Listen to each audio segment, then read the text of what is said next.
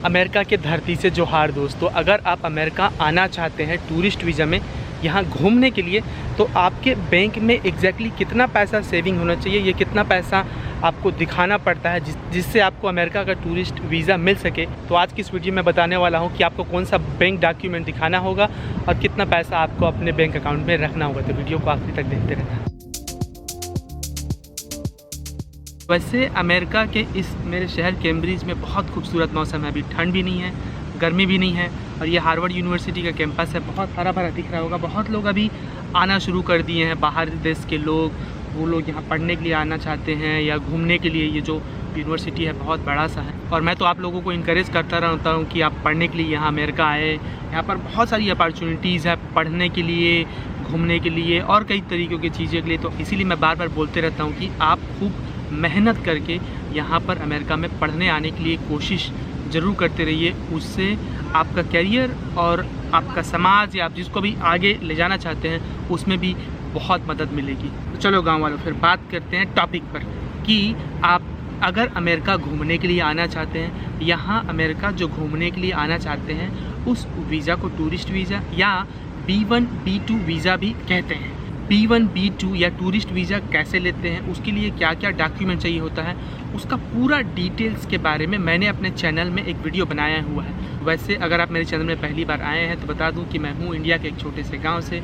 यहाँ बहुत सालों से अमेरिका में एक प्रोफेशनल काम करता हूं, यहाँ रहता हूं, यहाँ के लाइफस्टाइल और यहाँ अमेरिका में वीज़ा कितने प्रकार का होता है, वीज़ा कैसे मिलता है, यहाँ पर जॉब, यहाँ पर जो एजुकेशन की अपॉर्चुनिटीज़ है उसके बारे में बहुत बेसिक जानकारी छोटे छोटे वीडियो से शेयर करते रहता हूँ। तो वेलकम टू माई चैनल। तो आप में से बहुत सारे लोगों ने यूट्यूब के कमेंट में, इंस्टाग्राम में, ईमेल में इस सवाल को पूछा था कि भैया हमको कितना पैसा होना चाहिए हमारे बैंक अकाउंट में, या सर कितना पैसा हमको दिखाना पड़ेगा जिससे हमको टूरिस्ट वीज़ा मिल जाए। तो इस बात को ध्यान से सुनना और वीडियो को आखिरी तक ज़रूर देखना, ठीक है। कि इस तरीके का कोई लिखित रूल बिल्कुल भी नहीं है कि अमेरिका आने के लिए आपको आपके बैंक में इतना पैसा होना चाहिए या इतना पैसा आपको दिखाना पड़ेगा। ऐसा कोई रूल नहीं है बिल्कुल भी। तो अगर आपको कोई बोलता है कि इतना पैसा दिखाना पड़ेगा, उतना पैसा दिखाना पड़ेगा, वो सिर्फ अपने अनुभव से बता रहा है। बहुत सारे टूरिस्ट लोग जो यहाँ पर अमेरिका आए हुए थे उनके अनुभव के आधार पर और ख़ुद के अनुभव के आधार पर मैं ये बात शेयर कर रहा हूँ, क्योंकि जैसे मैंने बताया कि इसका कोई लिखित रूल नहीं है। इसलिए आपको समझना पड़ेगा कि क्या डॉक्यूमेंट्स है जो आपको दिखाना चाहिए जिससे आपको वीज़ा मिलने में आसानी हो, कितना पैसा होना चाहिए, आपके बैंक में कितना पैसा होना चाहिए। इस कड़ी में मैं सबसे पहली बात और सबसे ज़रूरी बात ये कहूँगा कि अगर आप अमेरिका आना चाहते हैं, आपके पास बहुत पैसा नहीं है, सेविंग्स में बहुत पैसा मतलब करोड़ों रुपया नहीं है, अगर आप मध्यवर्गीय परिवार से आते हैं या निम्न मध्यवर्गीय परिवार से आते हैं, फिर भी अमेरिका घूमना चाहते हैं, क्योंकि आज का ये वीडियो जो है सिर्फ टूरिस्ट वीज़ा के बारे में है, तो उसी के बारे में बस मैं बता रहा हूँ कि अगर आप यहाँ अमेरिका घूमने आने का प्लान कर रहे हैं, जैसे मान लो अभी जुलाई का महीना है और आप अगस्त में यहाँ आने का प्लान कर रहे हैं, तो पिछले 6 महीने का बैंक स्टेटमेंट जो होता है कि आपके बैंक खाते में कितना पैसा डिपॉजिट हुआ है, कितना पैसा निकाला गया है,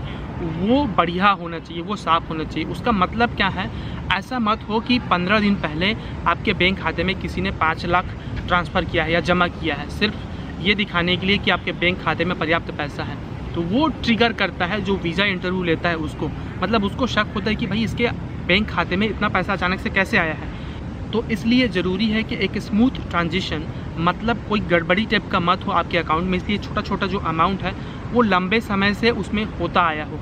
या फिर ज़्यादा अच्छी बात ये होगी कि अगर आप अमेरिका आने का प्लान कर ही रहे हैं तो अभी पैसा उसमें ट्रांसफ़र कर दिए रहे हैं, जितना बड़ा अमाउंट हो, चाहे 5 लाख हो, 10 लाख हो या जो भी अमाउंट हो। फिर 6 महीने बाद आप यहाँ अमेरिका आए, लेकिन बीच बीच में उसमें से पैसा निकालते रहे, थोड़ा बहुत खर्च करते रहे, ताकि लगे कि वो अकाउंट एक्टिव है, वो अकाउंट वैलिड है, वो अकाउंट साफ है। फिर दूसरा चीज़ जो मैटर करता है कि कितने लोग आ रहे हैं। एक लोग आ रहे हैं तो जाहिर सी बात है उसके लिए एक अलग अमाउंट चाहिए होगा, 2 लोग आ रहे हैं तो उसके लिए एक अलग अमाउंट चाहिए होगा। तो मैं एक पर्सन के लिए बता रहा हूँ, बाकी आप जितने लोग आ रहे हैं उससे आप इसको गुणा कर देंगे, मल्टीप्लाई कर देंगे। सामान्यतः ऐसा माना जाता है कि जो इंटरव्यू ले रहा है, जो वीज़ा ऑफिसर है, जो इमिग्रेशन ऑफिसर है, वो ये देखना चाहते हैं कि अगर आप अमेरिका आ रहे हैं तो आपके पास पर्याप्त पैसा है यहाँ अपना खर्चा चलाने के लिए, होटल में रुकने के लिए, खाना पीना के लिए, या कुछ भी चीज़ की जो छोटी छोटी ज़रूरतें हैं उन सब चीज़ों के लिए आपके पास पर्याप्त पैसा है। तो ऐसा माना जाता है कि $266 एक दिन का मोटा मोटी तौर पर खर्चा माना जाता है, मतलब तकरीबन 19,000 से 20,000 रुपये के बीच में। अगर आप 5 दिन के लिए यहाँ अमेरिका आ रहे हैं तो आप आपको खर्चे के रूप में 1 लाख रुपये दिखाना पड़ेगा। एक दिन का वो 20,000 रुपये मान के चलते हैं। हालांकि जैसे कि मैंने वीडियो के शुरू में बताया था कि इसका कोई फिक्स फार्मूला नहीं है, ना ये लिखित में होता है, ना वो ऑफिसर आपको बताएगा कि हमने इसलिए रिजेक्ट किया है कि आपके बैंक में पर्याप्त पैसा नहीं है, वो बस रिजेक्ट कर देंगे। लेकिन ये कई कारणों में से प्रमुख कारण होता है कि आपका वीज़ा रिजेक्ट किया जा सकता है कि अगर आपके बैंक खाते में पर्याप्त पैसा ना हो। तो आप अपनी तरफ से ये कोशिश कर सकते हैं कि आपके बैंक खाते में पर्याप्त पैसा हो, ताकि ये बैंक बैलेंस जो है वो कारण ना हो आपके वीज़ा के रिजेक्शन का। अगर आप यहाँ पर अमेरिका में 15 दिन के लिए घूमने के लिए आना चाहते हैं तो आपके बैंक खाते में कम से कम 5,000 से 10,000 डॉलर के बीच में, मतलब 3.5 लाख से 8 लाख रुपीज़ के बीच में पैसा होना अच्छा रहेगा। जाहिर सी बात है, जितना ज़्यादा पैसा होगा उतना ही आसान होगा आपको वीज़ा मिलने में। लेकिन ये मिनिमम जो बैलेंस है वो तो होना ही चाहिए। उससे कम बैलेंस होगा अगर आपके बैंक खाते में तो उनको फिर शक होता है कि भाई इसका सपोर्ट कौन करेगा, ये कैसे अपने आप को संभालेगा। इसलिए अक्सर बार वीज़ा रिजेक्ट कर दिया जाता है जो मध्यवर्गीय परिवार से आते हैं या जो निम्न मध्यवर्गीय परिवार से आते हैं उनका। हालांकि मुझे व्यक्तिगत तौर पर लगता है कि ये ठीक नहीं है, ये दुखद बात है, लेकिन सिस्टम ऐसा ही है, क्या कर सकते हैं। फाइनेंशियल डॉक्यूमेंट के तहत ही वो न सिर्फ बैंक अकाउंट बल्कि ये भी देखना चाहते हैं, और ये हेल्पफुल रहता है और वीज़ा मिलने में थोड़ी आसानी होती है। अगर आपके पास, आप जिस भी देश से आ रहे हैं उस देश में आपके पास कोई नौकरी हो तो फिर उनको लगता है कि आप वापस जाएंगे, वो चाहते हैं कि आप वापस जाएं, सिर्फ घूमने के लिए यहाँ पर आएँ। तो आपके पास कोई नौकरी हो, आपके पास कोई ज़मीन हो, आपके पास कोई बिज़नेस हो तो थोड़ा आसान होता है। और जब भी आप इस वीज़ा के लिए अप्लाई कर रहे हैं तो ये जो सपोर्टिंग फाइनेंशियल डॉक्यूमेंट हैं उसमें आप अपने ज़मीन का या अपने रिश्तेदार की किसी ज़मीन का, या कोई भी घर में जो मुखिया है वो नौकरी में है, अगर आप नहीं हैं तो कोई बात नहीं, घर का जो मुखिया है जिसकी आय है अगर वो नौकरी में है तो उसके नौकरी का ये जो सारा डॉक्यूमेंट है उसे आप ऑफिशियली अटेस्टेड करवा के सबमिट ज़रूर करें, जिससे थोड़ा आसान होगा वीज़ा मिलने में आपको। और जब आप वीज़ा इंटरव्यू के लिए जा रहे हैं तो 3 डॉक्यूमेंट जो है, जो फाइनेंशियल डॉक्यूमेंट है वो अपने साथ ज़रूर ले जाएं, वो भी अटेस्टेड करवा के।